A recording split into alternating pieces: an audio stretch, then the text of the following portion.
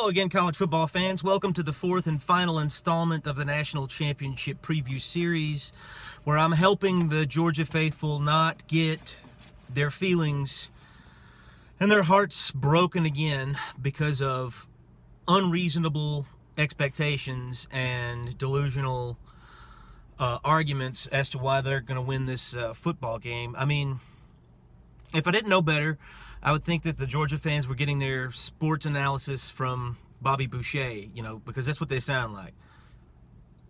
Mama says Georgia didn't play good in the SEC championship game because they knew they didn't have to. Well, guess what? Mama's wrong again. That's my favorite one, I think, of all the arguments that I've heard from the Georgia faithful going into this, is that they weren't focused enough or motivated enough in the SEC championship game because they knew that they'd get a mulligan if they lost.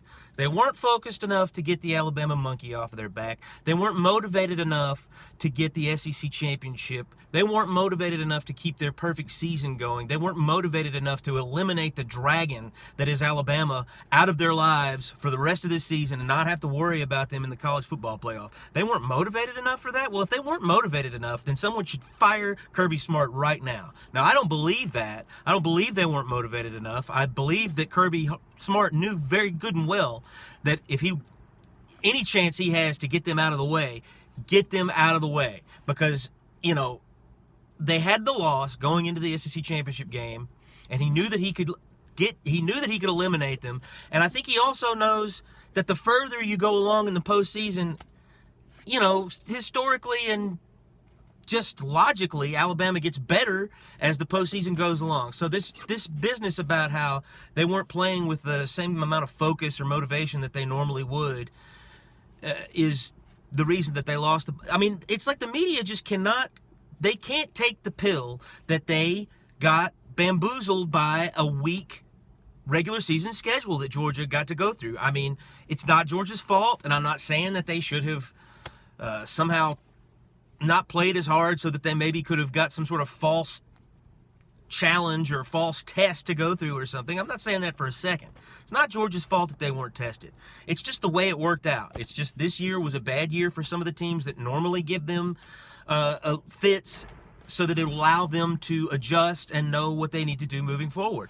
They just were walking on clouds all season long, and then they got hit with reality, and they didn't know what to do about it because they hadn't been forced to adjust. They hadn't been forced by their schedule to be the absolute best football team that they can possibly be. That's why Stetson Bennett is still playing. Although you would think that Kirby Smart would have learned this lesson by now, but obviously he has not.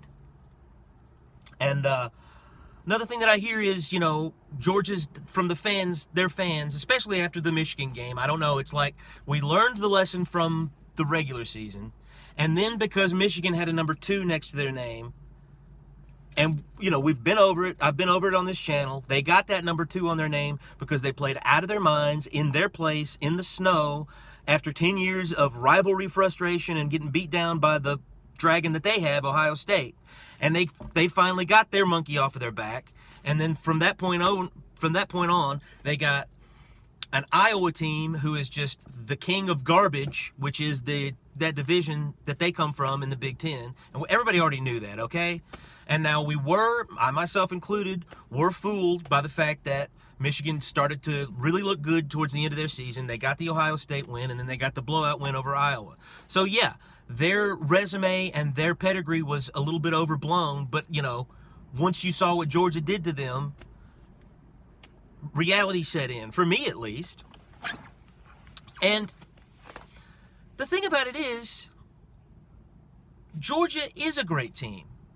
Kirby Smart has done a great job. There's no reason that I should be as confident going into this national championship game as I am. There's really no reason that Alabama should be in this national championship game because Kirby Smart should have been using his best quarterbacks all along and had them ready and had a quarterback that was at least in the same neighborhood as Bryce Young when they played in the SEC championship game, because if they had a quarterback that was in the same neighborhood of Bryce Young, they probably would have won that football game. And if they had one that was in the same neighborhood of Bryce Young, ready to go for this national championship game, they'd probably win this game too. Because, yes, they have as talented of players as Alabama does, give or take a half of an inch here and there. They have more experience because they have more veteran players. So that's an advantage that they have over Alabama because Alabama's so young. So yes, it's true. Talent-wise and everything, things are a little bit equal, but here's the difference. It's the quarterbacks, and the reason that the quarterbacks have such a huge discrepancy between them is because of the coaches. Because obviously Kirby Smart does not realize what era he's coaching in. And this is the era of quarterbacks. This is the era of passing offenses. This is the era of points. You can like it or lump it, but that's the way it is, And it's just a mystery to me that we're still talking about this. But the real mystery is when I hear Georgia fans say things like, if Georgia plays the way that they did against Michigan, then they'll beat Alabama. Well, have you considered this, Georgia fans? Let's say you do play as well as you played against Michigan, but Alabama plays better than they played in the SEC championship game. You still think you're going to win? Because that's a possibility, because Alabama, being such a young team, is improving. I don't even think they found their ceiling yet.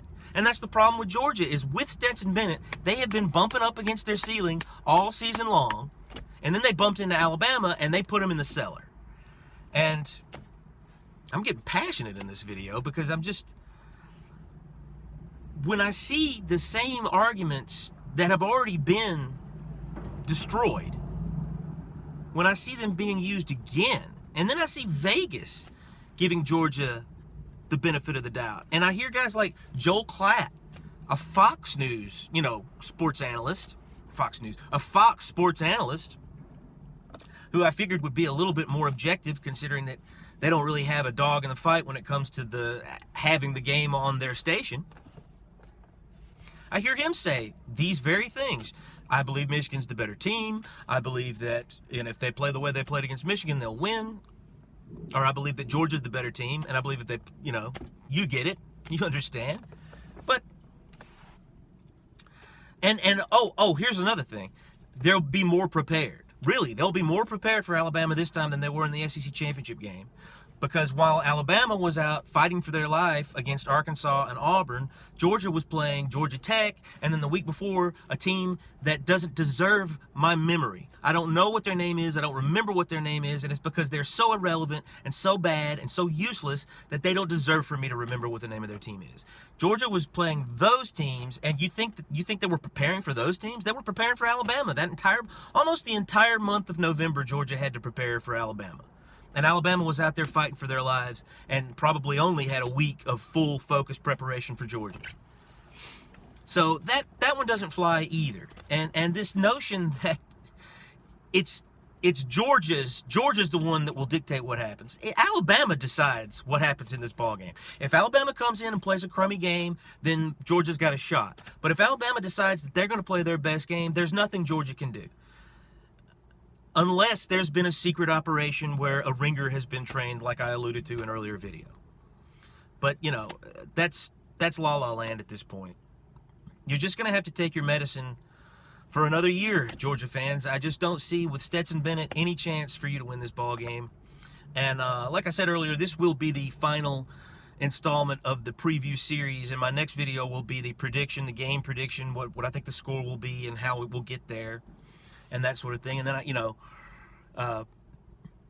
that's going to be a lot of fun. And obviously, everybody's looking forward to this ball game. It's so great to be an Alabama fan right now. I mean, I can't even describe it. And Georgia, in October, you might have had the argument that you are a better football team than Alabama. But all those young guys have gotten better as the season has gone along. They've been battle-tested. The guys that were injured, like when we lost Christopher Allen, we had to move in Drew Sanders, and then he got injured, and then we had to move in the true freshman, Dallas Turner, who looks better than maybe both of them once he gets some more experience under his belt, and he's getting better every week. The guys in the secondary are getting better every week.